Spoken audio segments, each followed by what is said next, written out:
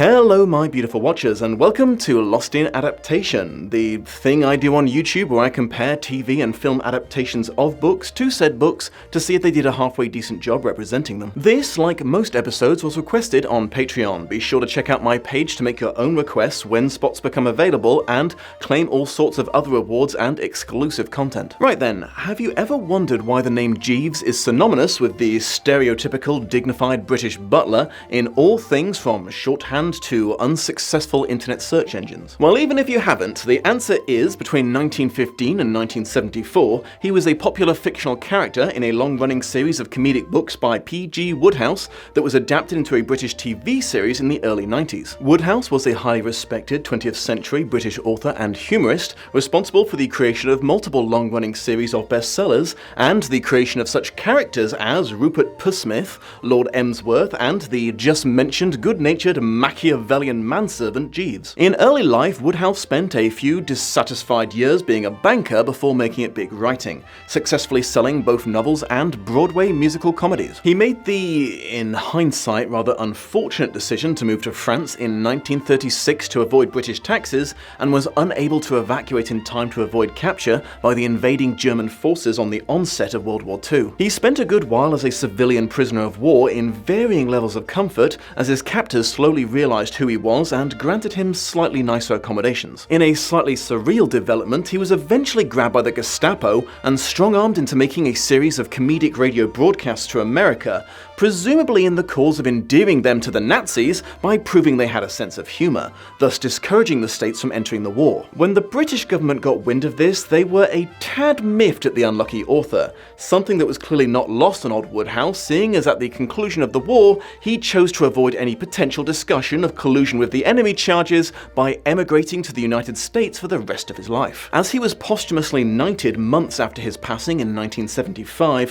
one can assume the United Kingdom eventually forgave him. The Jeeves stories were one of his most popular collections, consisting of 35 short stories and 11 novels. The general pitch is a young and filthy rich British layabout named Bertram Wooster hires a valet named Jeeves, who immediately takes over his entire life using manipulation and cunning, all the while maintaining an air of subservient respect and obedience. Now, this might sound at first somewhat ominous, but the twist is Wooster is completely aware of what's happening and is almost always perfectly happy with it, as it saves him the taxation of having to think for himself on a daily basis and grants him all the advantages of having an ingenious strategist looking out for him. In fact, as the narrator writing about events in the form of a memoir, he continuously sings the praises of Jeeves' intelligence. He also makes a point of lavishly rewarding Jeeves every time he assists him out of the dire scrapes that Wooster seems to end up in on a regular basis. The first few dozen appearances of this weirdly symbiotic pair took the form of short stories,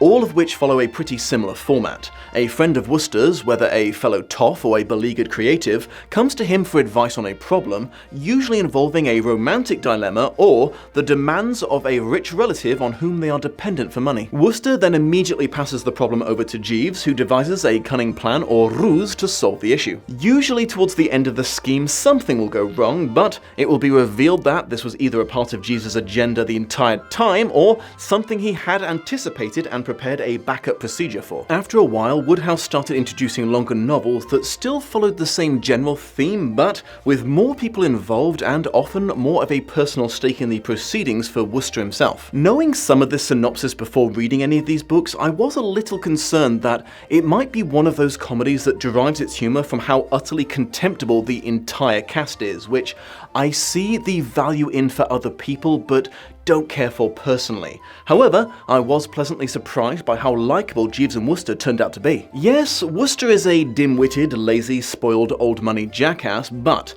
in almost every story he is immediately willing to throw all of his time, money, and effort into helping any of his friends the second they need him, no matter the inconvenience to himself, and said friends, while sharing the unifying trait of being unemployed enough to hang out with him all day, still come from pretty varied walks of life. You also get the impression that despite Jeeves invariably benefiting from his schemes in some way, he does genuinely have Wooster's best interests at heart, and his manipulation of him is usually in the cause of saving him from himself and his consistently terrible decision-making. As mentioned, the popularity of this character somehow propelled Jeeves into the popular zeitgeist sufficiently to become a trope known to even people who have never heard the name Wodehouse in their entire life. Since the 1930s, Jeeves and Wooster have appeared a surprisingly high number of times in films, commercials, musicals, and radio productions. They even made a brief appearance in the League of Extraordinary Gentlemen comic book. Subtle foreshadowing for next episode there. However, the most well-known adaptation of these Wodehouse characters is generally agreed to be the TV series that ran for 4 seasons starting in 1990. The screenplay was headed by a Mr. Clive Exton, whose somewhat short but eclectic resume ranges from Red Sonja to Agatha Christie's Poirot. National treasure Stephen Fry took on the role of Jeeves, and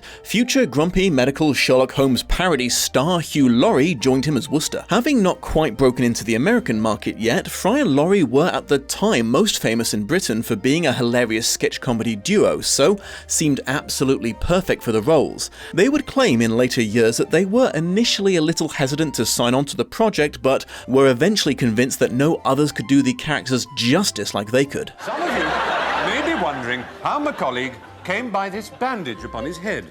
It's very simple. A nurse put it on. Run that tape if you'd be so careful to do exactly as you're told.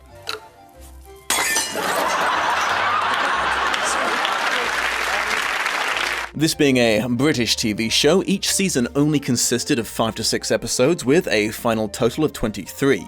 Reception was largely positive, with reported high viewership and the earning of multiple British Academy Television Awards. But as we've seen many a time before, the quality of the media does not necessarily guarantee it was a good representation of the source material. So, let's talk adaptation. It wouldn't really be fair or even possible to grade a multi-season TV show based on multiple books by the same standard that one would judge a single book to a single film affair, as the answer to does it stick to the book can often boil down to, well, it depends on the episode. Concentrating on season 1 for the most part, the best answer I can give is yes, but you're going to have to let me explain it a little bit. It looks to me like the writers were faced with a bit of a dilemma because the short stories that made up the bulk of the Jeeves adventures provided too little plot for a 50-minute runtime, and the full-length novels contained too much. The solution they appear to have landed on was to draw on an average of 3 short stories per episode or run 2-parters on the longer books. Regarding the former, as Frankenstein mashups of multiple stories go, I think they did a pretty decent job of stitching them together. Effort was clearly put into picking out which books could be convinced to share a through plot. As Wodehouse often liked bringing back old characters with new problems a few books down the line, this gave the showrunners the opportunity, with some careful writing to tie them into each other, to have these events occur sequentially, boosting the runtime. I can't claim that it was always seamless, as this process sometimes left the episodes with noticeably segmented plots, but it was still a pretty good way of dealing with the problem in my opinion. And on the whole, I think they did a damn good job of sticking to the plots that they were jamming together like this, word for word in most cases, which is good because the dialogue, specifically Jeeves's deadpan snark, was the key to all of Wodehouse's highly esteemed comedy, so it was damned important they include it. This white mess jacket is brand new. I assume it had got into your wardrobe by mistake, sir. Or else that it had been placed there by your enemies. Episodes 4 and 5, the ones based on a single story, are even more accurate to their book, with only a slight digression to allow for the to be continued in the middle. From what I can see, the short stories got a little more difficult to stay true to by season 4, after all of the easiest to intermingle plots were used up, but overall the main theme of Wooster either getting himself into trouble or a friend coming to him for help with theirs, and Jeeves using his cunning mind to extradite them from Schitt's Creek, is perfectly recreated in the show from start to finish. I also have to wholeheartedly agree with Fry and Laurie's sentiment that they were perfect for the roles. Stephen Fry's command of the dignified dry wit is unparalleled throughout the world, and people who only know Hugh Laurie from House might be surprised to know that for most of his early career, he specialised almost exclusively in playing good-natured but utterly brainless upper-class twits. I terminated my uninterrupted categorization of the vocabulary of our post-Norman tongue. I don't know what you're talking about, but it sounds damn saucy, you lucky thing. Okay, so this is a little subjective, but hear me out. I noticed that there was a slight tendency in the show to prioritise stories that Wooster had a more personal stake in, and they also seemed to mostly be concentrating on plots that involved the problems of his uber-rich friends from the country club that he frequented. So while the show was sticking very closely to the plots of the individual stories, I was personally starting to get a different vibe from the thing as a whole compared to the books I had been reading.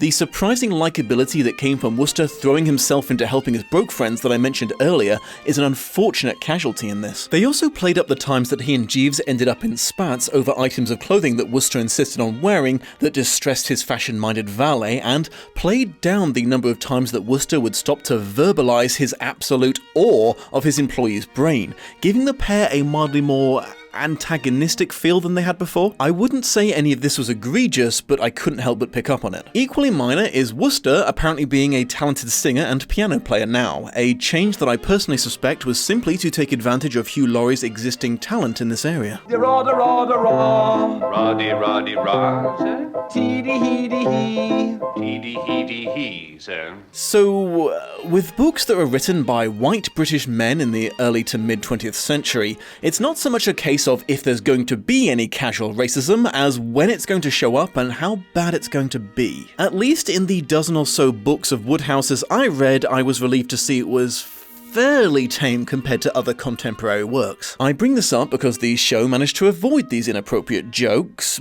but highly regretfully decided to blunder into some of their very own. Hi, Hugh Laurie in blackface. I can't say I was expecting or looking forward to meeting you. How the heck did a show made in the 90s manage to fuck this up more than a book written in 1963? Good lord. And while we're all cringing anyway, the show also has a bad habit of giving certain characters speech impediments to code them as stupid and annoying, which was a fairly common practice at the time but is still unpleasantly ableist to a modern watcher. Final thoughts, sir. These awkward product of its time things aside, from an adaptation standpoint, it's hard to think of a better way of making a TV show out of these books than they did here. I think Wodehouse fans would be, if not entirely enthralled, at least satisfied with their efforts here, and I wouldn't consider it a complete tragedy if someone had only seen this version of it, although that wouldn't stop me from recommending the books to them. Sorry it's a bit of a middle-of-the-road conclusion here, but the long and the short of it is, it's pretty good. That's all I got. Thank you for joining me, my beautiful watchers. Please don't forget to do that good YouTube channel health improving stuff like liking, commenting, and sharing. Do join me next time as we take a look at the film that killed Sean Connery's career, and take care of yourselves out there.